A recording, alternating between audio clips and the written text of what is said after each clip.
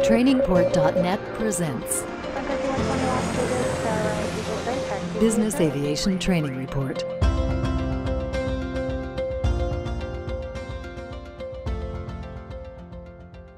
Hello and welcome to the Business Aviation Training Report. I'm your host, Brent Fishlock. This is a monthly look at events unfolding in the business aviation world and is produced by the leader in online training for business aviation, TrainingPort.net. Thank you for listening and thank you for talking about this podcast with your aviation colleagues. Please subscribe to this podcast wherever you get your podcasts. We plan to link the business aviation news of the day with the training needs of business aviation operators, management, their support staff, maintainers, and pilots. We will discuss topics that are important to you as a business aviation professional. We will answer listener questions and anything else you suggest. So send us your suggestions and questions. We want to hear from you. Tell us what you want to hear. You can email me at podcast@trainingport.net. That's podcast@trainingport.net. Today's topic is what new pilots are looking for in an employer. Business aviation is under pressure from all sectors of aviation and other job sectors as well to attract and retain qualified people. Business aviation can be a very dynamic environment with an unpredictable schedule and often extra tasks being assigned as a part of regular duties. Business aviation is very different from airline flying in that a high level of emphasis is put on customer service and customer satisfaction. There is no cockpit door to divide the clients from the flight crew. Business aviation flies to various locations around the world and can provide numerous different experiences to a pilot that airline flying cannot. Our goal today is to gain some insight as to what new pilots are looking for in an employer and what they think about business aviation as a career. Today, we are talking with Santiago Ardila, who is a pilot and business aviation degree graduate. Welcome, Santiago, to the Business Aviation Training Report. Hi, Brent. Thanks for having me. It's a pleasure. I'm really excited to talk to you about a little bit about myself. Fantastic. That's great to hear. So we'll jump right in. Please tell us about your aviation experience so far. Well, I started when I was 16. I knew I wanted to be a pilot since I was 12, and I think a lot of pilots do. It's a young age that they're introduced into the industry, and it becomes a life goal dream. And for me, when I was 16, I was part of the Air Cadet program in Canada, and I got my glider license. A year later, when I was 17, I got my private license through a scholarship, so through the Air Cadet program. And that really set my right foot forward for me to get the rest of my licensing and my business degree. They were able to send me to the same flight school that for the university program, and so I was really excited to be a part of that and to go through the 4 years. So I've just recently finished. I've done my multi-IFR, I've got my IATRA, and right now I'm just looking forward to starting my career.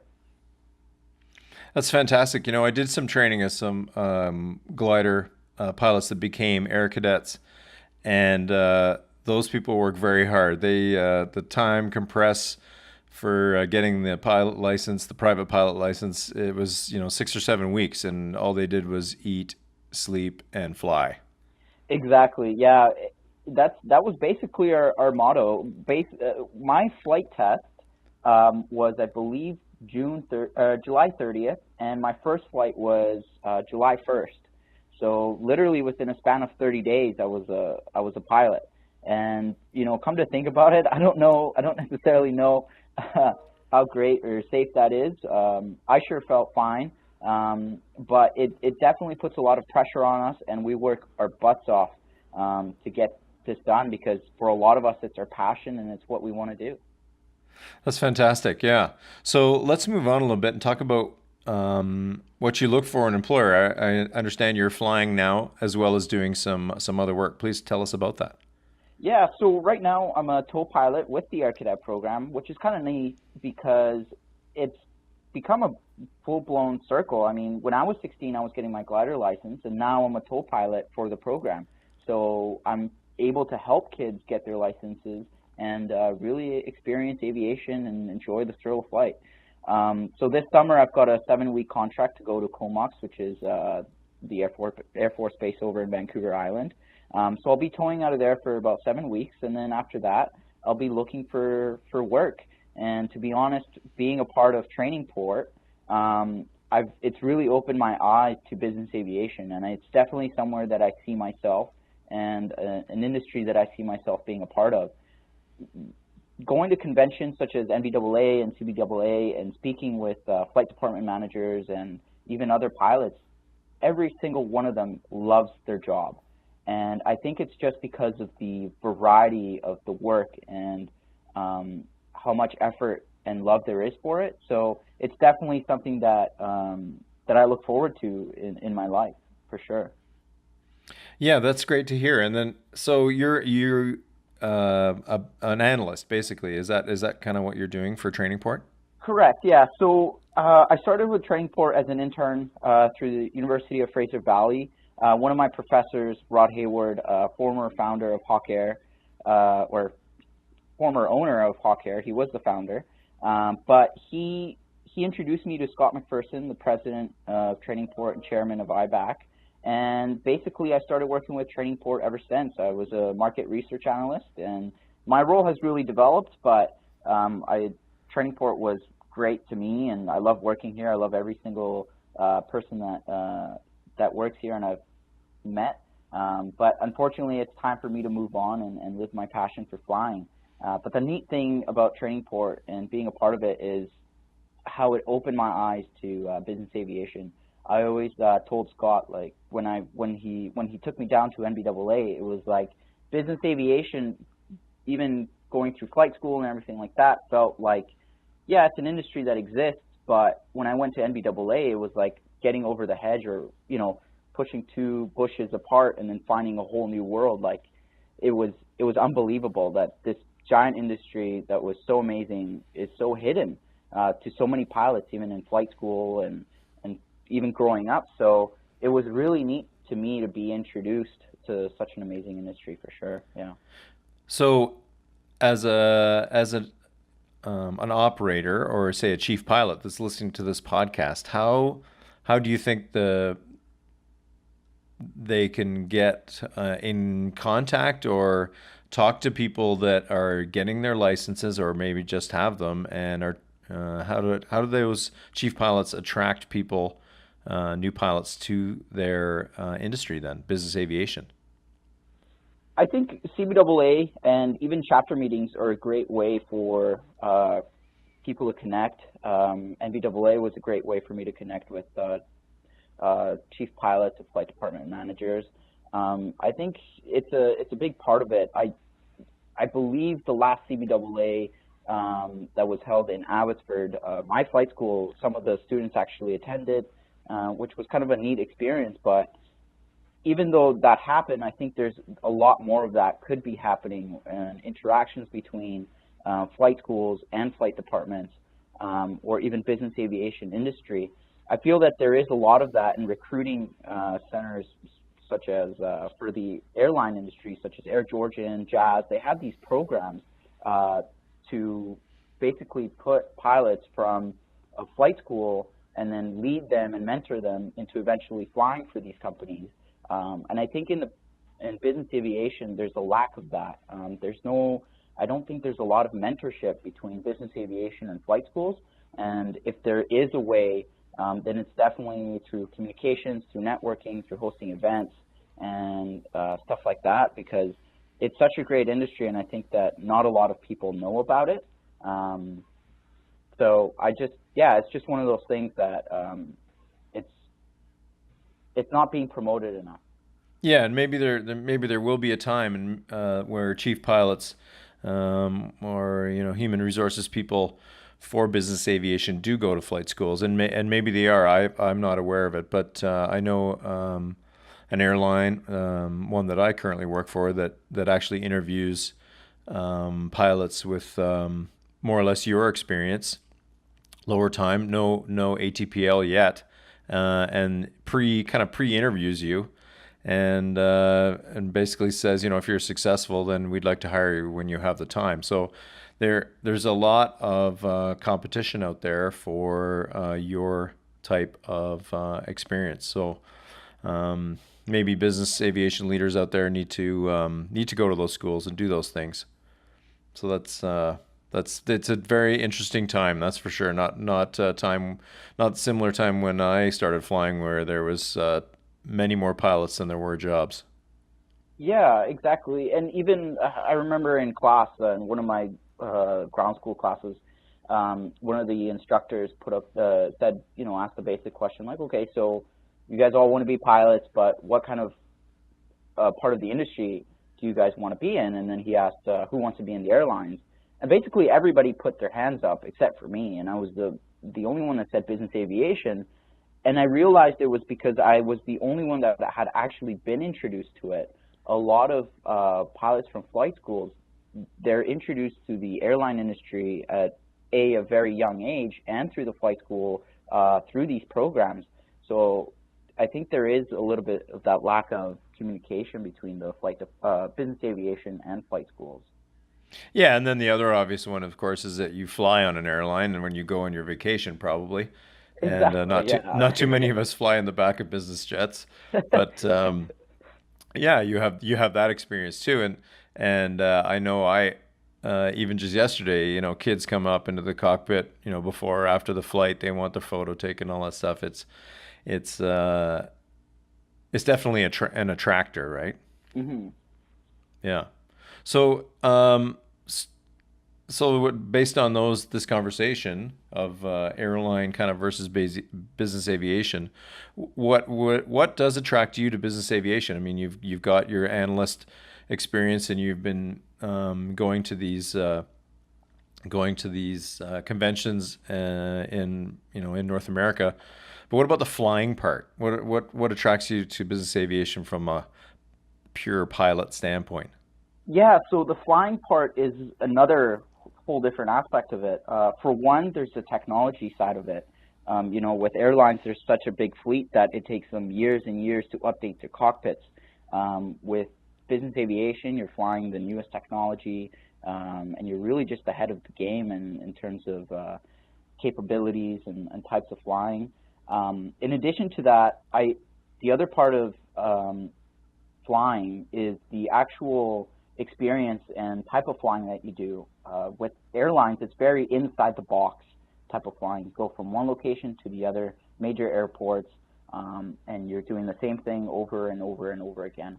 With business aviation, you're going to different airports at different times of the day, and you're really just flying outside of that box. And that's really what excites me, because as an aviation enthusiast and a pilot, that's what I want to do. I want to fly. And so, it's just I almost feel like it's two completely different types of flying, and that's one of the things that really attracts me to business aviation. Yeah, and that was kind of my favorite part when I was doing it, is that you would, in particular, I remember flying this couple actually that had owned all this land, and then in the U.S. and minerals had been discovered underneath, and they found themselves in a very lucky position. So they wanted to go to this certain place, and it was high in the mountains in the U.S., and it was fantastic. It was a lot of fun, and you just don't get those kind of experiences with the airlines. So say you do go on and start flying for a business aviation company. What's going to keep you there? Like what things would you look for in an employer to keep you long term? To be honest, I just based on my experience right now, it's just to be a part of a family, a part of a team. Even with with the other fellow pilots that I'm with right now for the Air Cadet program as tow pilots, we're all, brothers and sisters. We all take care of each other. We're all helping each other learn, and that's really what I look forward to in a company that does hire me. I want to be able to learn, and I want to be treated as basically like as a team member and a family member of that flight department. And I think that flight departments that do have that, or any organization that does have that sort of corporate environment, has the recipe for success.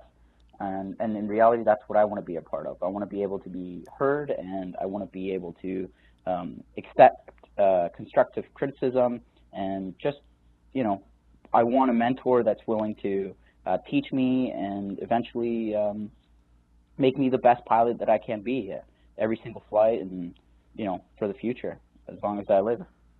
That's great. That's great.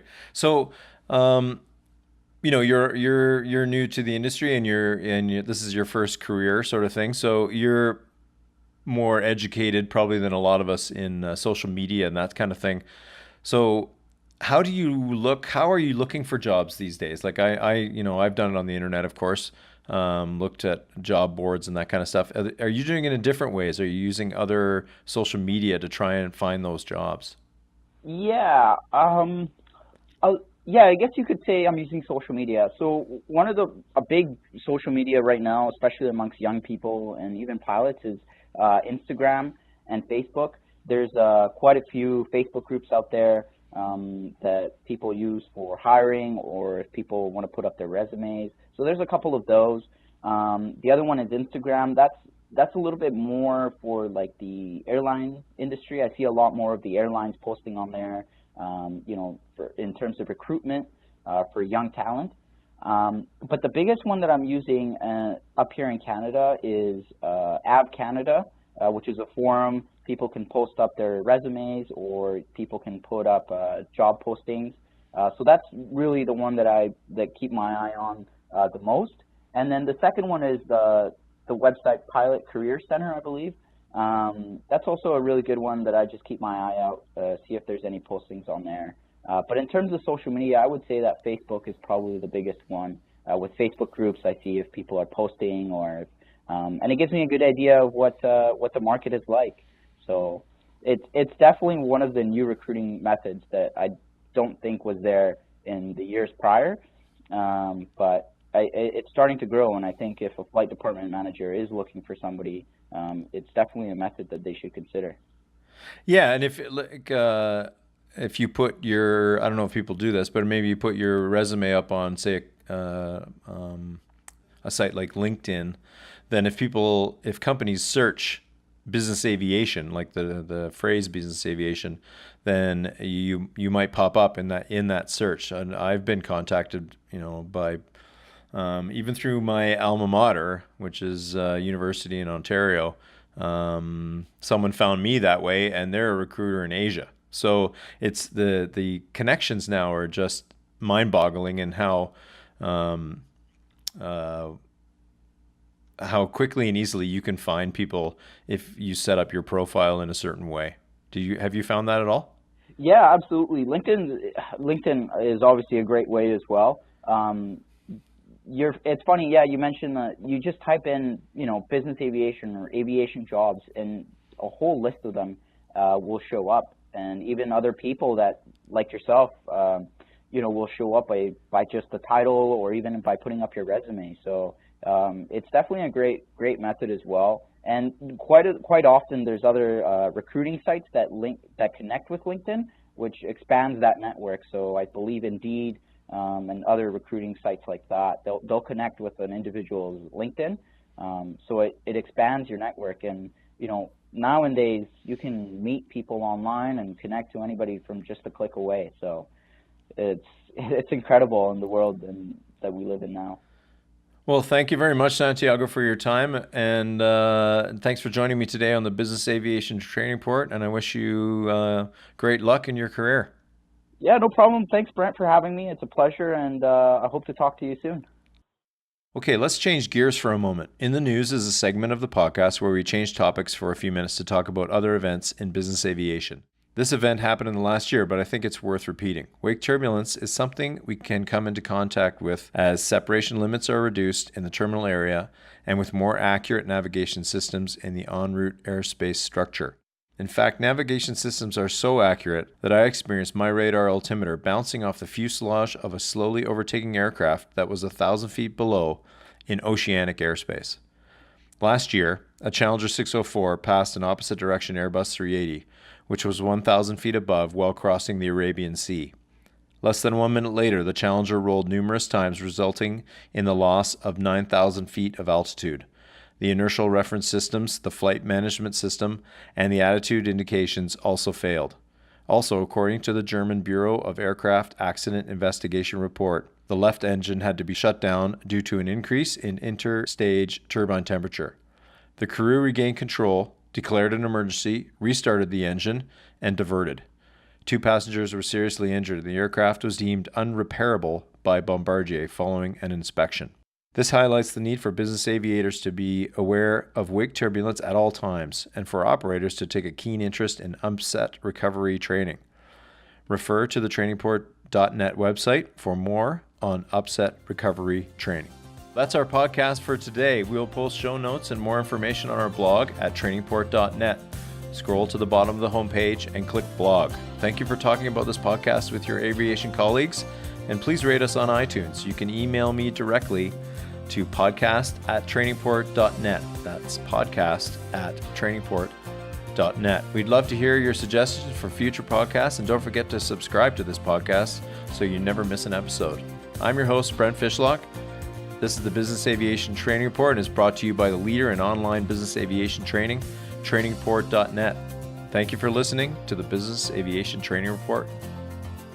For more information on each episode, visit us at www.trainingport.net/podcast. TrainingPort.net, helping business aviation professionals excel.